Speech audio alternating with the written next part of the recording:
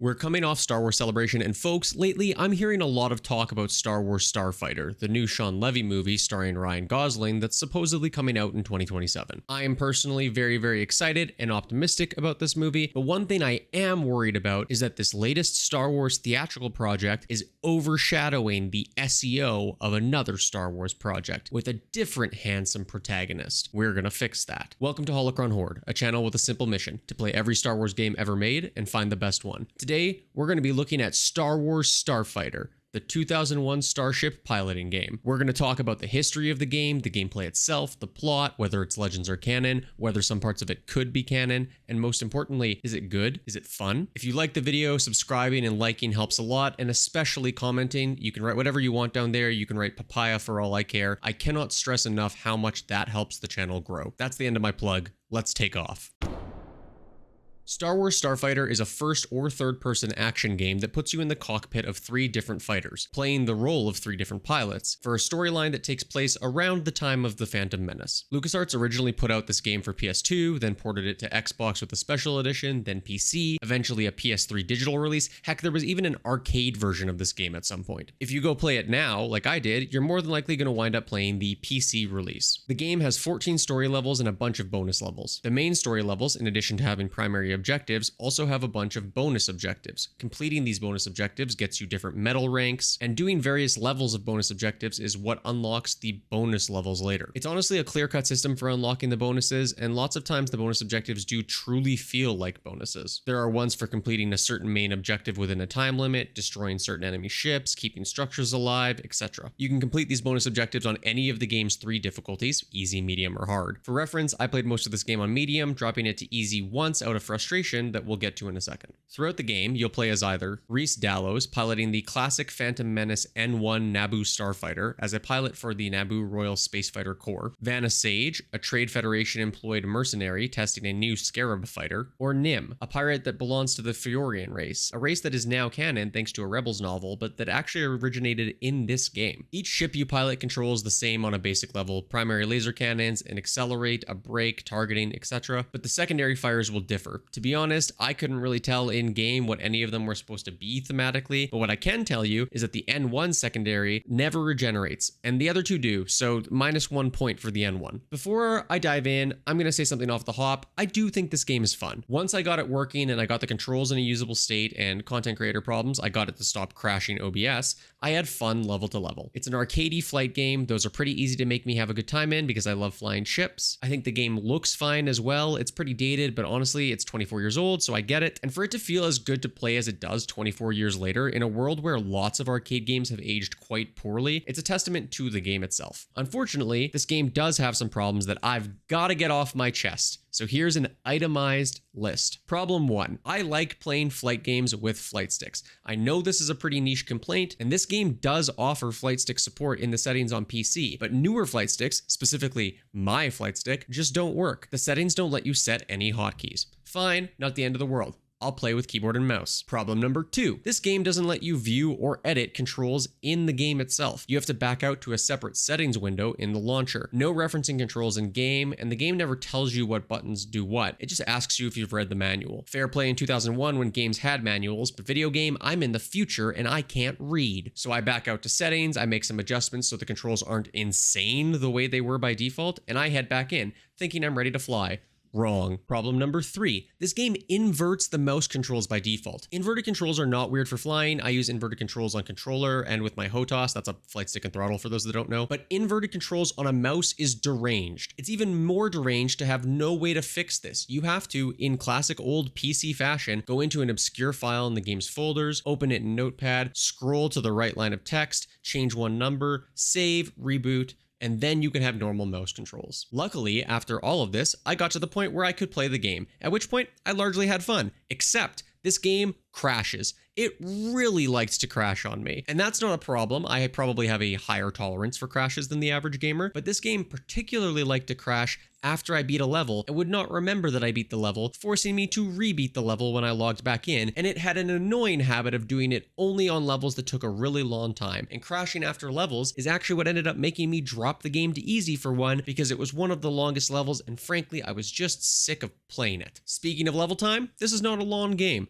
14 levels that are usually at max, taking you like 10 minutes. You could beat this game in less time than it takes you to watch The Two Towers Special Edition. You could beat this game in less time than it takes you to watch like a week's worth of Andor Season 2 episodes. I would go so far as to say if you're playing on easy, maybe even medium, you could probably beat this game in less time than whatever the runtime of the Starfighter movie is going to be. None of that is a complaint. Short games are okay. Just know what you're getting into. My only other real complaint about the game is that the mission objectives aren't always clearly communicated. You can pause at any time to view your current objective, but that just tells you what the objective is. Sometimes you're gonna have a real tough time finding what that actually means on the in-game map. Sometimes it's not even clear there because the objective of the mission is just like wait, but other times it's to destroy something specific that isn't in your targeting range, and if you aren't listening to audio cues, you'll miss it. And sometimes those audio cues don't even help either. But if you can look past having to fiddle with the controls a lot and the crashing and the hazy mission objectives, there's fun to be had with Starfighter. Fun that's bolstered by the fact the plot is actually okay. Speaking of which, Star Wars Starfighter starts out by putting you in the shoes of Rhys Dallows, the aforementioned human pilot in the Naboo Royal Spacefighter Corps. You're dreaming away about blowing up droid starfighters before you're awakened by your mentor and superior officer, Asara Till. You rip a quick tutorial mission learning to fly the N1, where Asara cheekily asks you if you've read the training manual, which I obviously did not, and then take off on a joint mission with said mentor, escorting the classic J327 Nubian starship of Padme. She's on her way to meet with Trade Federation officials, but the Trade Federation ship mysteriously jumps away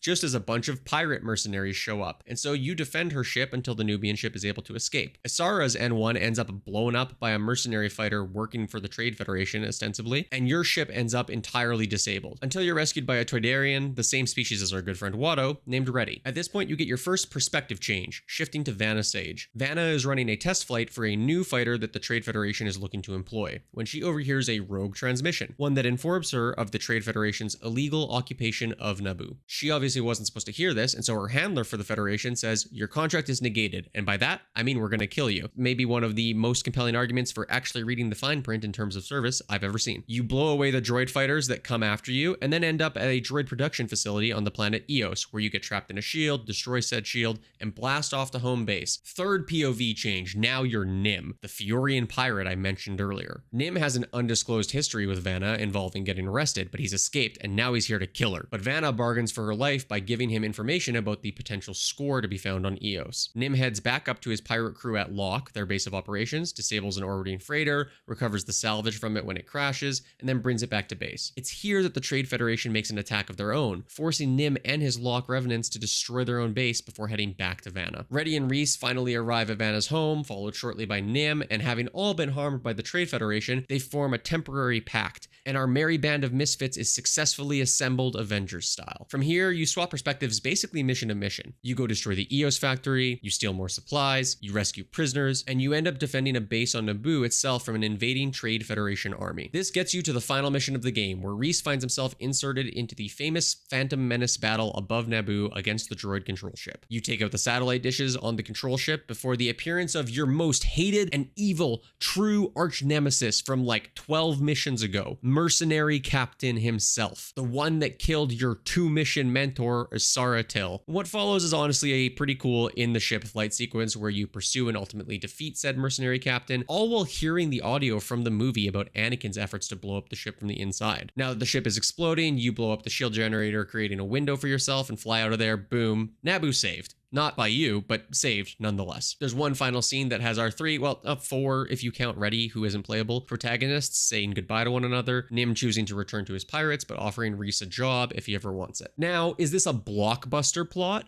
No, it's not. I would describe this as the type of plot you might see in a 2 to 3 episode arc of the Clone Wars or Rebels or something. It has a very early seasons of an animated show where it's more aimed at kids feel to it. And that's totally okay. Those can be fun, and this one is. The cutscenes themselves look surprisingly good. This video might not actually be doing them justice because it was doing an insane thing in the recording software where it just changed resolutions randomly, and I gave up trying to solve it. And they actually do a lot for the plot, and I think ultimately it's just a totally fine, fun story. But the real question is it canon? Could it be? If you're not familiar with how Star Wars fiction works, I'm not going to do a big explainer here, although I have linked a short on screen if you want the quick and dirty. But functionally, Star Wars is split into 2 distinct categories. Legends, which is anything that didn't come from George Lucas himself and happened pre-Disney acquiring Lucasfilm, and canon, which is anything after 2014 and said acquisition. We don't go on about one being better or worse than the other on this channel because I think it's really boring to talk about. Both Legends and Canon have some great stuff and some real bad stuff and a lot of stuff that falls in the middle, and anyone who tells you different is lying to you. I love all the good, I love some of the crappy Legends stuff, I love some of the bad Canon stuff, and I really dislike parts from across both as well. There's no shade here. Now, this game is Legends because it came out in 2001. That's pretty clear cut. But something we like to do on this channel is see what work it would take and how much tweaking for us to be able to make a story canon. It's an interpretation of Legends as this stuff truly is a legend. Maybe it happened, maybe it didn't, maybe there's some truth to it. And I think that's the most fun way to look at it. For the first time on this channel, I think you can basically just take this game at face value. I've looked up and down for stuff that I've missed, and if I'm wrong, be sure to tell me in the comments, but I cannot find any egregious parts of this game that would make it run afoul of the canon timeline we know. There are only 2 times it even really comes near the main plot of The Phantom Menace. At the end, when you're doing the space aspect of the Battle of Naboo, which fits perfectly fine with what happens in film, and at the very beginning when you're protecting Queen Amidala's ship. This one is a little trickier since this never actually really happens in the movie, and you'd think a situation like this would tip them off that the Trade Federation is doing some stuff. However, this game doesn't actually ever talk about the amount of time passing between missions or events. You can easily believe that this particular meeting and flight takes place before the actual blockade of Naboo that the Trade Federation is doing at the start of episode 1. Maybe this is even one of the first catalyzing instances, and then the rest of the game plays out functionally exactly the same. Some of this stuff even has been canonized as time has gone on. There's no canon mentions of Rhys Dallos or Vanna Sage, but Nym and Fiorians are canon, and even his Lock Revenants are technically canon thanks to the Star Wars X-Wing miniatures game. All the rest of the plot of this game is something you can totally just assume happened until proven otherwise. A true legend from Legends. Very cool stuff. It also personally makes me happy because I really love starships, and there are some pretty cool ones in this game, and it's cool to have them potentially be canon. Nym's ship, which is a prototype Skurg H-6 bomber, actually is canon from a later point in time when it's used in the Rebellion. But Nym's version is a prototype in Legends, so it still makes sense. This game was made for this portion of my videos. Ships are cool, and I'm in danger of going on and on about the ships in this game, so let's just wrap this thing up.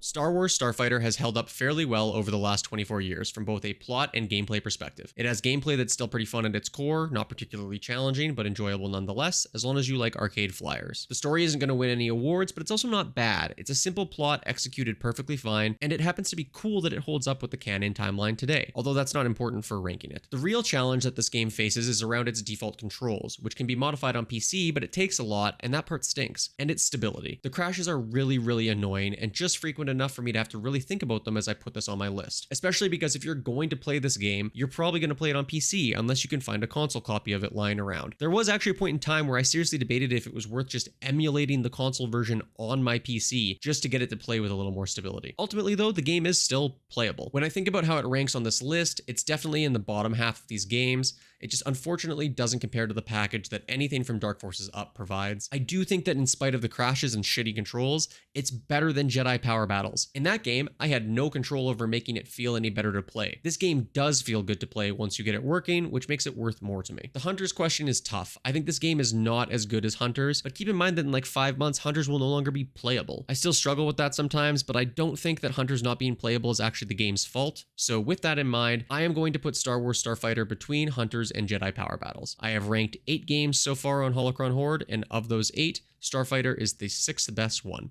That feels right. This game really got me in the ship flying mood. I love ships. I play a lot of Elite Dangerous because of how much fun I have flying starships. And now I'm thinking maybe I might end up playing some more Starfighter games before I dive into other stuff. Maybe I can win the SEO war against Ryan Gosling. I can't, but hey, rebellions are built on hope. If you enjoyed this video, again, please remember to like it and leave a comment. That really helps me. Subscribe if you want to see more, especially if you want to see Jedi Starfighter, the functional sequel to this game. But that's a video for another time. For now, thanks for watching, and may the Force be with you.